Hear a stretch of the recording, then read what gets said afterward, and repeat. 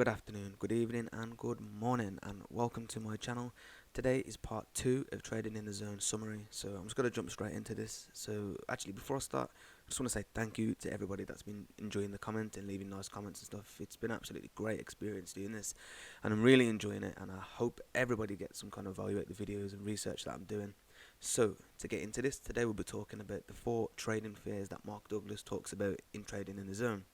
So fear number 1 is fear of losing. The fear of losing when making a trade often has several consequences. Fear of loss tends to make a trader hesitant to execute his or her trading strategy. This can often lead to an inability to pull the trigger on new entries as well as new exits. Fear number 2, the fear of missing out. My favourite. Every trend has its doubters. As the trend progresses, skeptics will slowly become converts due to the fear of missing out on profits or the pain of losses in betting against that trend.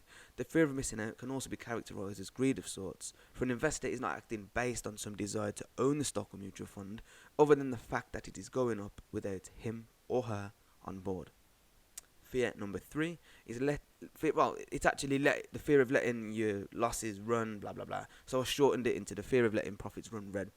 Unfortunately, most market traders do the opposite of let your profits run and cut your losses short. Instead, they quickly take profits while letting losses run way out of control. So why would a trader do this? Too many traders tend to equate their net worth with their sort of self-worth. They want to lock in a quick profit to guarantee that they feel like a winner. And trust me, I know about this. I mean, a little bit of my personal experience. I know that it's hard to accept losses when really losses are part of the game. You should be taking reds kind of on a daily as you're progressing into a better trader. But those losses should be short and your wins should be big. But I myself, I had a massive green streak this week, and then that one red just peed me off basically, and I couldn't accept it. So that's really a psychological thing. So number 4, the fear of not being right.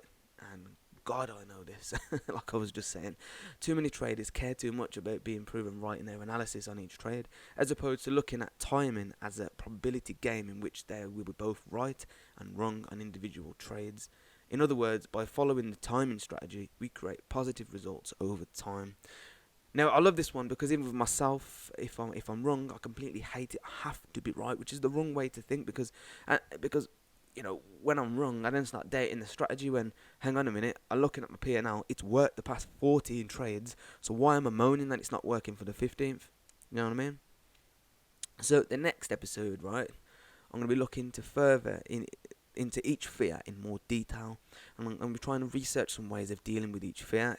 Now, if you're interested in getting involved, please drop me a message on Instagram, because I'd like to get some traders on the channel as well and get talking about different ways of kind of dealing with these fears and other people's takes on it. So, this is a community and I want to get involved in it. So, big shout out to Mark Douglas. He is he was an absolute legend. So, before we finish, I just want to go away with some quotes from Mark Douglas and his work.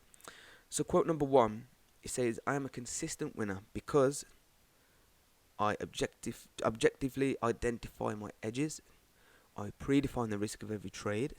I completely accept the risk, or I am willing to let go of the trade. I act on my edges without reservation or hesitation. I pay myself as the market makes money available to me. I continually monitor my susceptibility for making errors. Apologies. I understand the absolute necessity of these principles of consistent success, and therefore I never violate them. Bit of a tongue twister for me, that was then. But I absolutely love this. It's so true, and honestly, write this on your wall and live by this, and your trading will improve. I know that from personal experience. Quote number 2. You create your own game in your mind based on your beliefs, intents, and perception and rules. Think about that.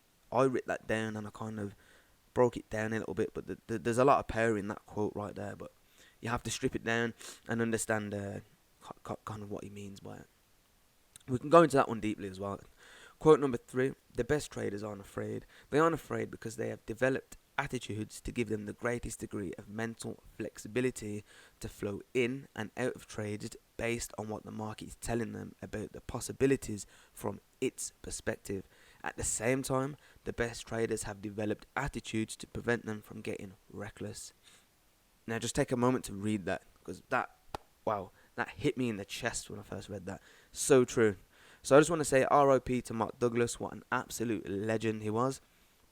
Without Mark, the trading world would be very different. I mean, if you actually look into the work that he's done, the lectures, the videos, the books, the stuff that he's released, and you actually look into it, without Mark, there'd be a hell of a lot of madness in the world of trading. And if you visit this link, you can find a little bit more about Mark's life. And, he's definitely due some respect. This man is. What an amazing guy. So always remember, the market is always right. And I just want to say thank you for watching by Trading Easy. And also shout out to the Dream Team. You know who you are. And like I said, next week we'll go over the fears for 4 weeks. We'll go over each one. And then I'll do a bit of research. And if any of you are interested on coming on and do a bit of an interview or something like that, or if you've got any kind of input you want to give, drop me a message on Instagram. Let's get it done. Alright? Peace out.